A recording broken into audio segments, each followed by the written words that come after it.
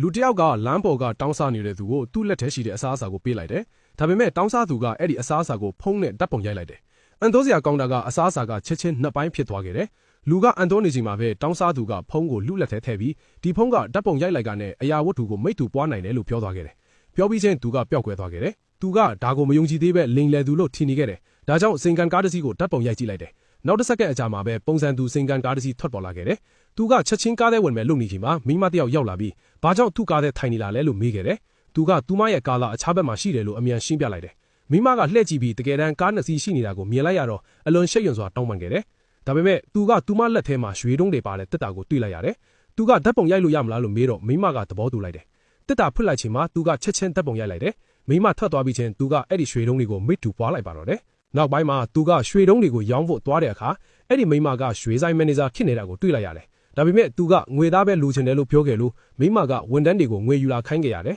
။အိမ်ပြန်ရောက်တဲ့အခါသူကငွေအားလုံးကိုအိပ်ယာပေါ်ချပြီးဖုံးနဲ့ဓာတ်ပုံရိုက်လိုက်တယ်။အဲ့ဒီလိုနဲ့တနေ့အတွင်းမီလီယံနာတယောက်ဖက်သွားခဲ့တယ်။နောက်ပိုင်းမှာအဝတ်အစားဝယ်ဖို့ဈေးရွှေစင်တာကိုသွားတဲ့အခါမိမကိုထပ်တွေ့ခဲ့တယ်။မိမကစိတ်အားထက်သန်စွာအဝတ်အစားတွေရွေးပြီးလျှို့ဝှက်စွာငွေရှင်းပေးလိုက်တယ်။သူကတိသွားတဲ့အခါအယမ်းရှက်သွားပြီးကူညီနိုင်တာတစ်ခုခုရှိလားလို့မေးခဲ့တယ်။မိမကသူ့အဘိုးအတွက်မွေးနေ့လက်ဆောင်ရွေးဖို့အတူလိုက်ပေးဖို့တောင်းဆိုခဲ့တယ်။နာယီဆိုင်ကိုရောက်တဲ့အခါမိမကအထူးထုတ်နာယီတစ်လုံးကိုကြိုက်သွားပေမဲ့ရောင်းမပေးနိုင်ဘူးလို့ဆိုင်ဝန်ထမ်းကပြောခဲ့တယ်။မိမကအယမ်းစိတ်မကောင်းဖြစ်သွားခဲ့တယ်။အဲ့ဒီအချိန်မှာသူကလျှို့ဝှက်စွာနာယီကိုဓာတ်ပုံရိုက်ပြီးမိတ်တူပွားလိုက်တယ်။ပြီးတော့နာယီကိုမိမကိုပေးလိုက်ပြီးတောင်းဆိုချက်တစ်ခုထပ်တင်လိုက်တယ်။သူမရဲ့ဆိုင်အတွင်းငွေကန်းကိုကြည့်ကျင်တယ်လို့ပြောခဲ့တယ်။မိမကသဘောတူလိုက်တယ်။ငွေကန်းကိုရောက်တဲ့အခါလူကဖုံးနဲ့ဓာတ်ပုံရိုက်လိုက်တယ်။အိမ်ပြန်ရောက်ချိန်မှာတော့ဆိုင်ထဲကရွှေအားလုံးကိုချက်ချင်းမိတ်တူပွားလိုက်ပါတော့တယ်။ဘာတွေထပ်ပြီးမိတ်တူပွားပြီးဘယ်လိုတွေဆက်ဖြစ်မလဲသိချင်တော့ Telegram မှာလာရောက်ကြည့်နိုင်ပါတယ်။